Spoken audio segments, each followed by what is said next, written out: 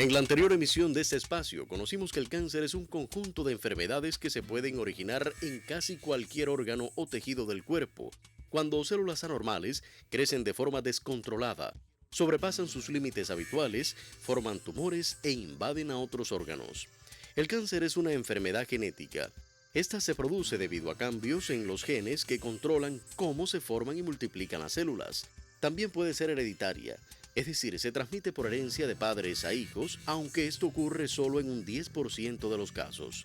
También conocimos que cerca de un tercio de los cánceres se pueden prevenir o diagnosticar precozmente si acudimos a los exámenes de detección como el PSA o la prueba citológica y evitamos factores de riesgos como el tabaquismo, el consumo de alcohol y las infecciones del virus del papiloma humano. Hoy continuamos desarrollando el tema de la prevención del cáncer con Vivian García y una voz autorizada de la oncología en Cuba. Gracias, Giancarlos, por tu presentación y sea usted bienvenido a estos 27 minutos de su programa Mitos de la Salud, donde se dan la mano mente y corazón. Ya está adelantado el tema y esa voz autorizada para esclarecer otras dudas relacionadas con la prevención del cáncer es la del doctor Miguel Mola Corrales, especialista de segundo grado en oncología y es además pues miembro de ese excelente grupo de profesionales del Centro Oncológico en la provincia de Holguín. Buenas tardes, doctor. Buenas tardes, Vivian. Bienvenido. Muchas gracias. Todo un placer. El nuestro, además, tenerlo por acá. Bueno, aparte de lo que ya Giancarlos comentaba en la presentación de nuestro programa, ¿desea realizar alguna aclaración sobre lo más importante que usted abordó la pasada semana? Bueno, recalcar que el cáncer realmente no es una enfermedad, sino un grupo bien grande y heterogéneo de enfermedades. Y que tienen, como bien decía Giancarlos, el denominador común de una afectación genética, rara vez hereditaria. Eso es lo más importante.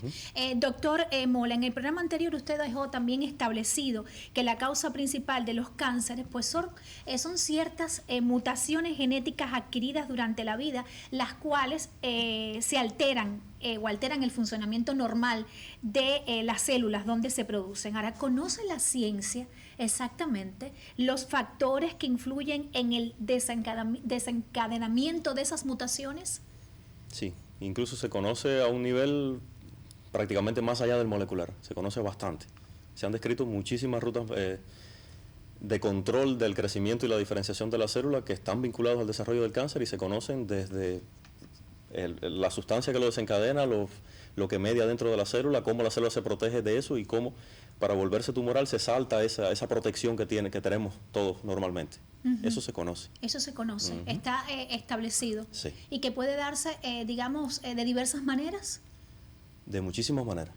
Desde el punto de vista estadístico, millones de formas, porque no es un solo gen. Exacto. Incluso muchísimas veces en un tipo de cáncer hay muchos más de 50 genes involucrados.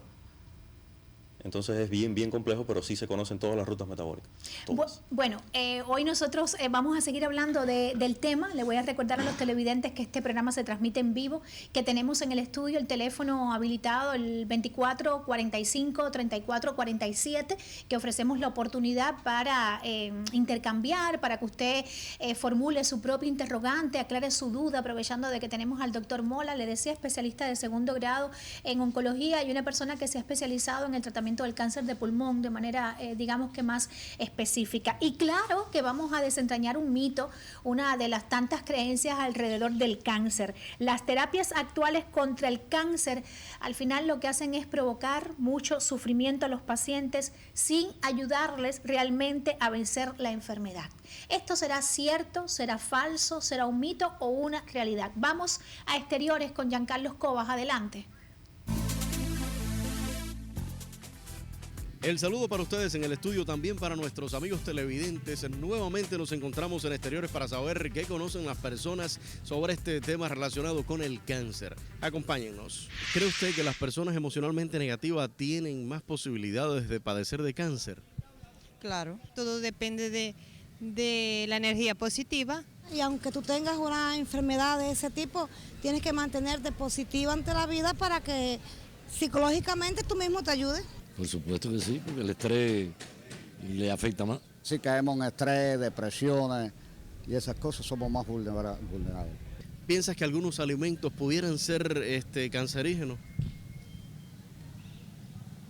No le sé decir eso.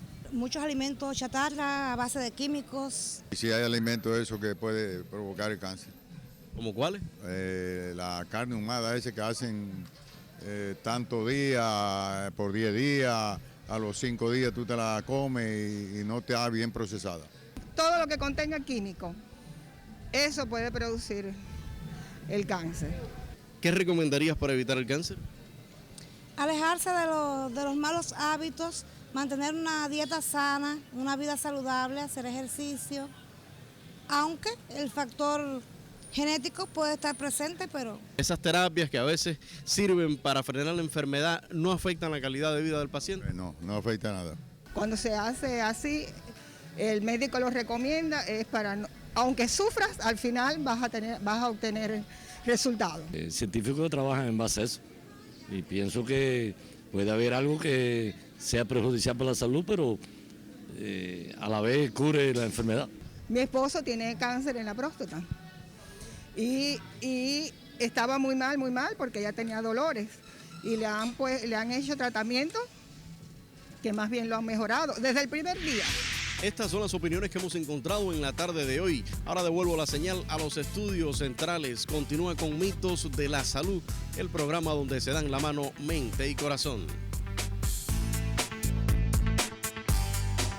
Interesante, gracias Giancarlos, gracias siempre por estos aportes, porque conocer opiniones de las personas, de nuestros televidentes, alimenta mucho, fortalece incluso el contenido de nuestro programa.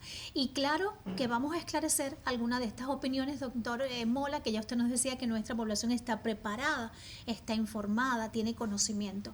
Pero quisiera esclarecer alguna de ellas partiendo de un interrogante que hacía Giancarlos y que tiene que ver con estas teorías sobre el origen y la evolución del cáncer a partir de emociones negativas como la ira, el miedo, el asco, la tristeza, la depresión.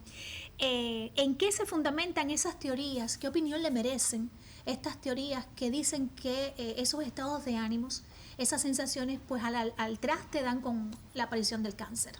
A ver, eso se está investigando y se le está poniendo bastante fuerza, porque se ha descubierto que el sistema inmunitario normalmente se comunica con sus células, se comunican con otras células del sistema inmunitario a través de un grupo de sustancias que se llaman citoquinas.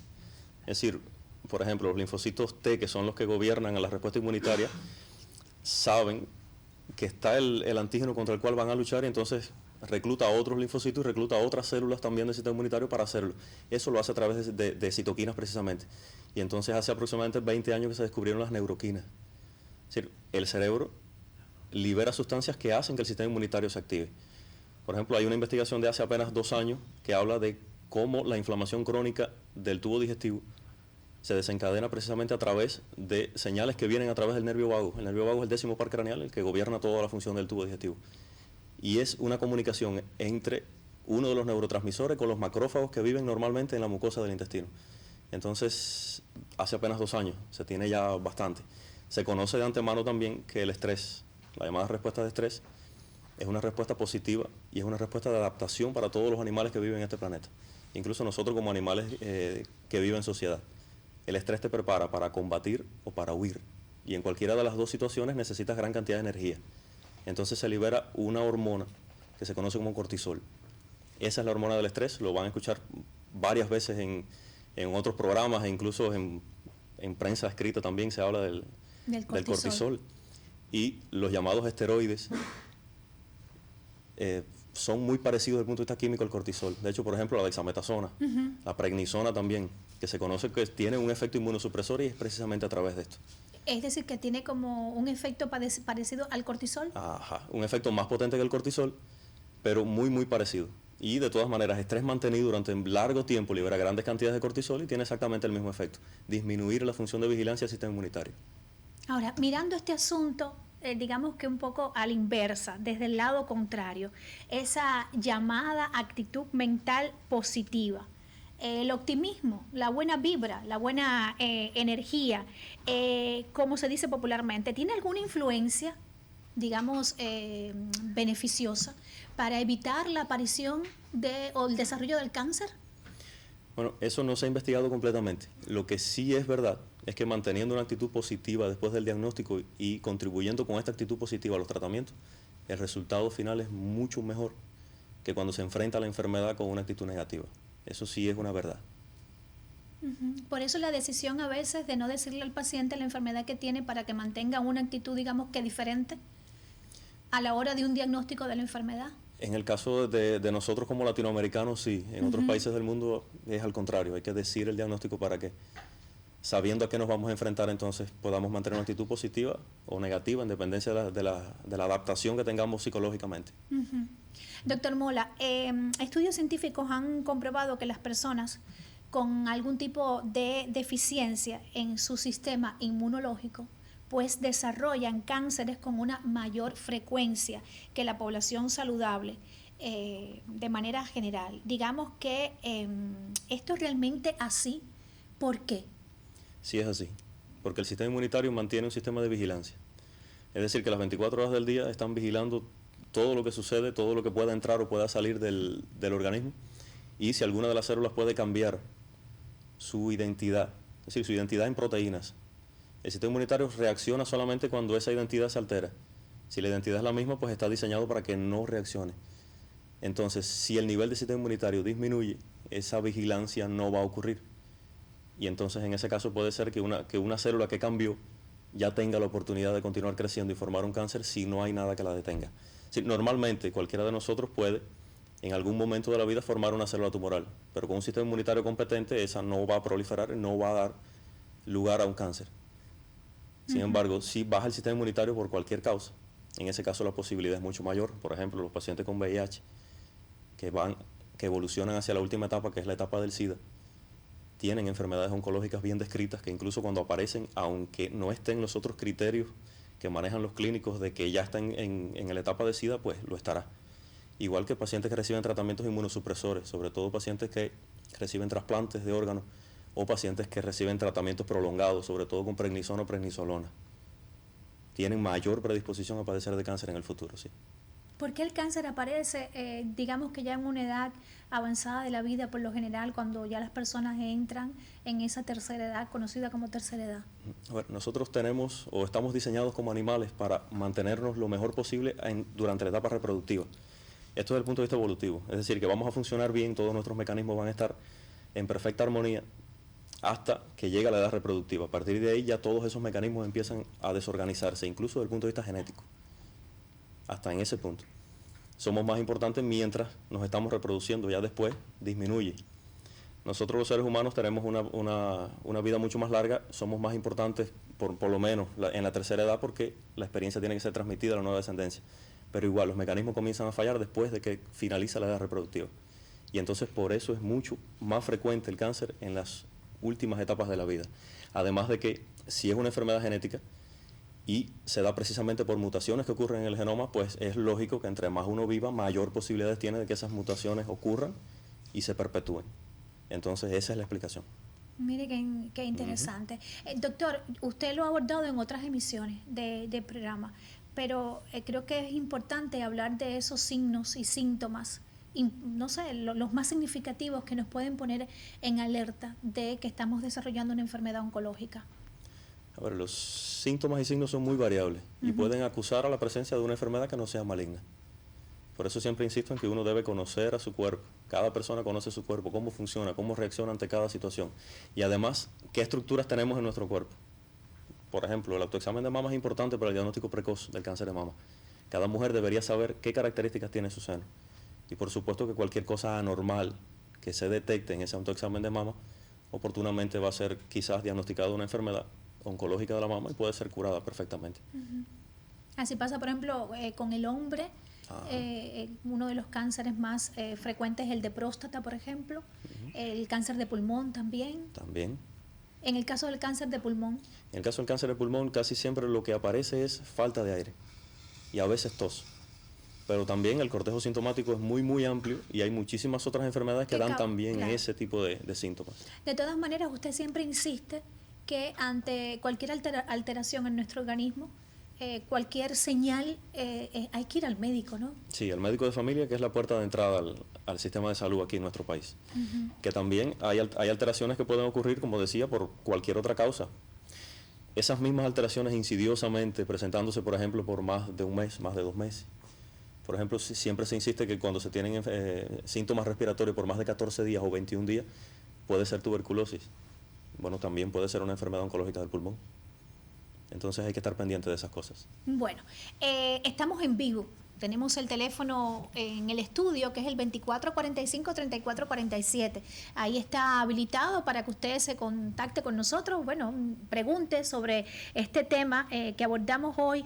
Y nos gustaría también conocer su opinión en torno al mito que hemos escogido para desentrañar en la emisión de hoy. Las terapias contra el cáncer provocan sufrimiento y no ayudan a vencer la enfermedad. ¿Cierto o falso, mito o realidad?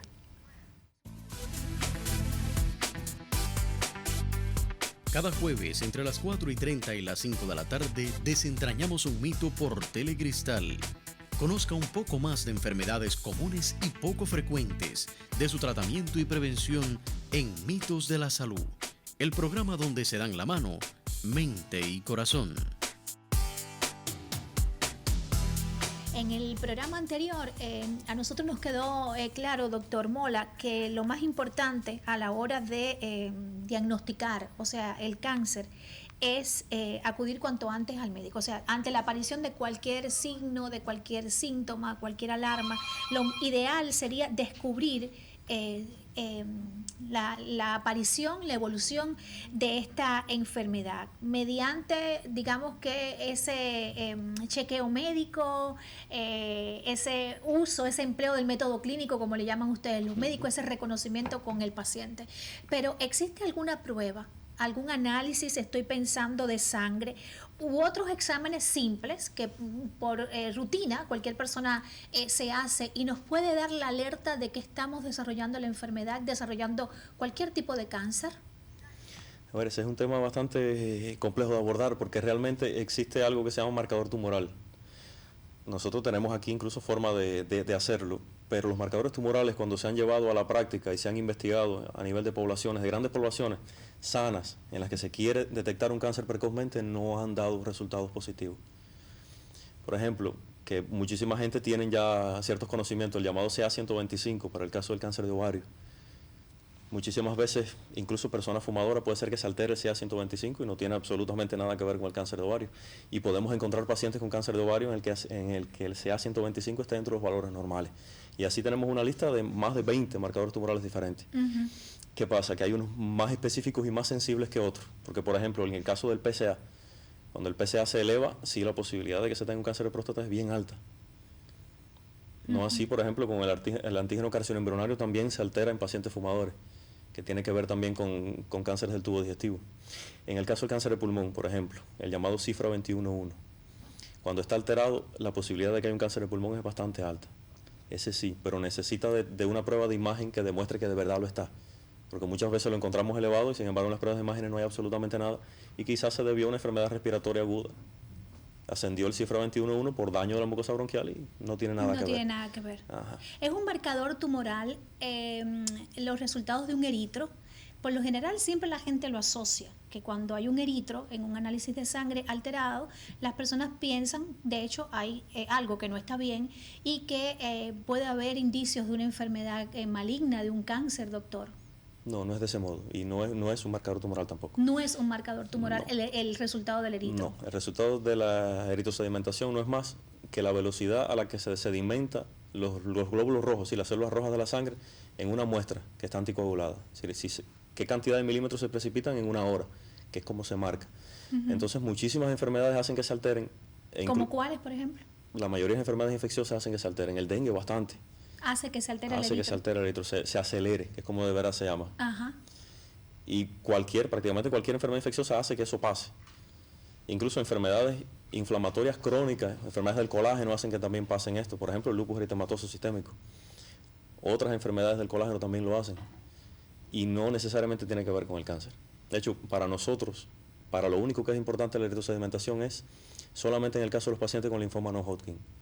En que se tiene un grupo pronóstico en que cuando está por encima de 50 sabemos que el resultado del tratamiento va a ser peor y cuando está por debajo de 50 el resultado va a ser mejor.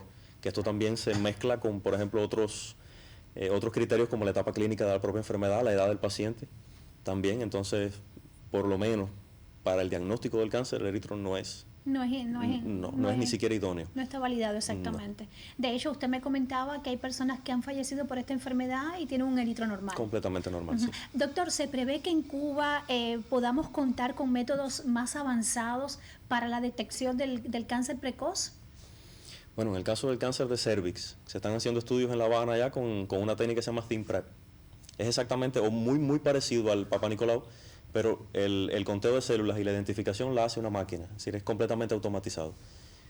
La posibilidad de diagnosticar la enfermedad, si la sensibilidad y la especificidad se elevan muchísimo más. Es decir, que es mucho más probable hacer el diagnóstico de un cáncer de cervix precozmente utilizando el ThinPrep que utilizando el Papa Nicolau. Y eso posiblemente lo tengamos en los próximos años aquí en nuestra provincia. Qué bueno, qué bueno.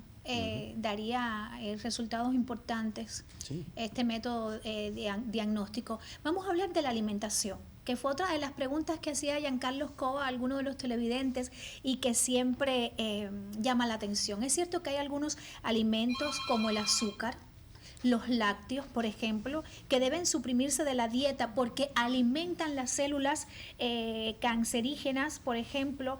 Existe otra lista de nutrientes supuestamente que tienen propiedades también para desarrollar el cáncer. ¿Qué hay de cierto en esto, doctor Mola?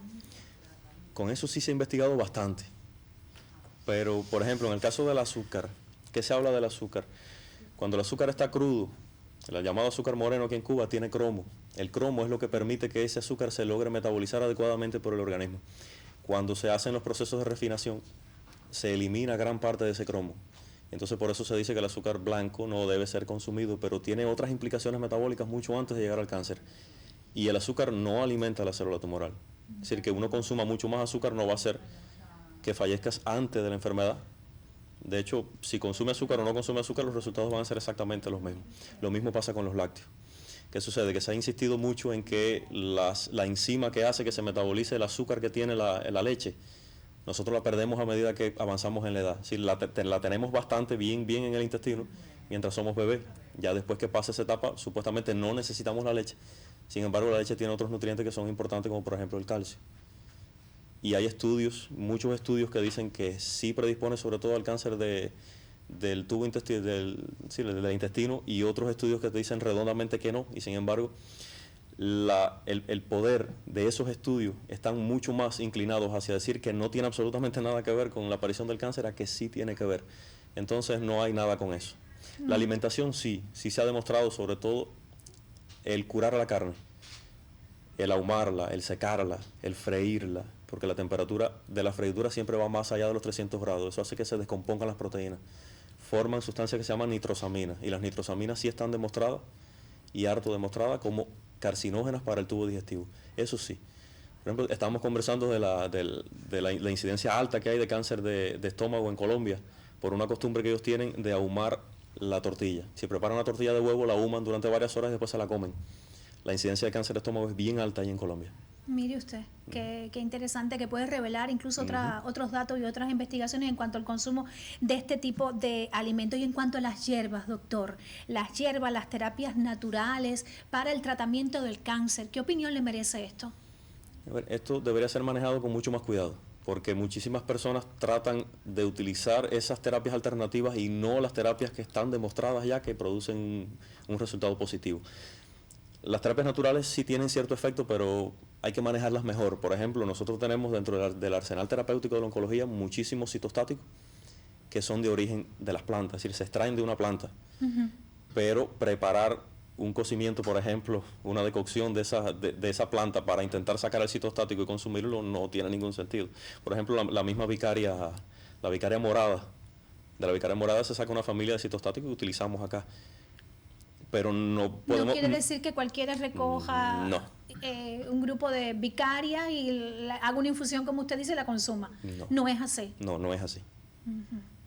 Doctor Mola, me quedan dos cositas para abordar, pero vamos a desentrañar el mito. ¿Es cierta o falsa la creencia que las terapias contra el cáncer provocan sufrimiento y que no ayudan a vencer la enfermedad? ¿Esto es cierto, es falso, es un mito o una realidad?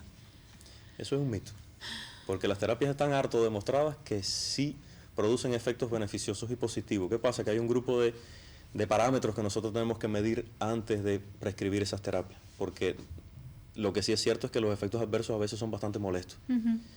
Y hay pacientes que desde el inicio nosotros tenemos que saber que se van a beneficiar, sí, de las terapias, y cuando no se van a beneficiar. Y entonces, en ese caso, el llamado encarnizamiento terapéutico daría el resultado que hace que las personas piensen en ese mito, pero realmente no. ¿Y cuáles son esas terapias prometedoras, por ejemplo, brevemente? La cirugía, la quimioterapia, la radioterapia que tanto temen. La radioterapia es muy buena para aliviar síntomas molestos, por ejemplo, el dolor, que muchas veces es insoportable. El tratamiento con radioterapia antiálgica lo alivia en aproximadamente 72 horas y la vida es mucho mejor. Eso acompañado de una actitud positiva, como Por usted nos supuesto, decía al inicio. siempre. Gracias, doctor Mola. Gracias por estar con nosotros en estos 2 programas en el que hemos abordado un tema de una altísima sensibilidad y que además, como decíamos hace unos días atrás, sigue siendo la enfermedad que afecta a mayor cantidad de personas en el mundo. Ha sido un placer tenerlo acá con nosotros. Usted cuídese mucho y el próximo jueves nos estaremos encontrando para juntos desentrañar mitos de la salud. Buenas tardes. Próximamente, este espacio abordará la relación entre enfermedad periodontal y la salud cardiovascular. ¿Qué relación tienen los dientes y el corazón? Conozca aspectos medulares de este tema en próximas emisiones de Mitos de la Salud, el programa donde se dan la mano, mente y corazón. Próximamente.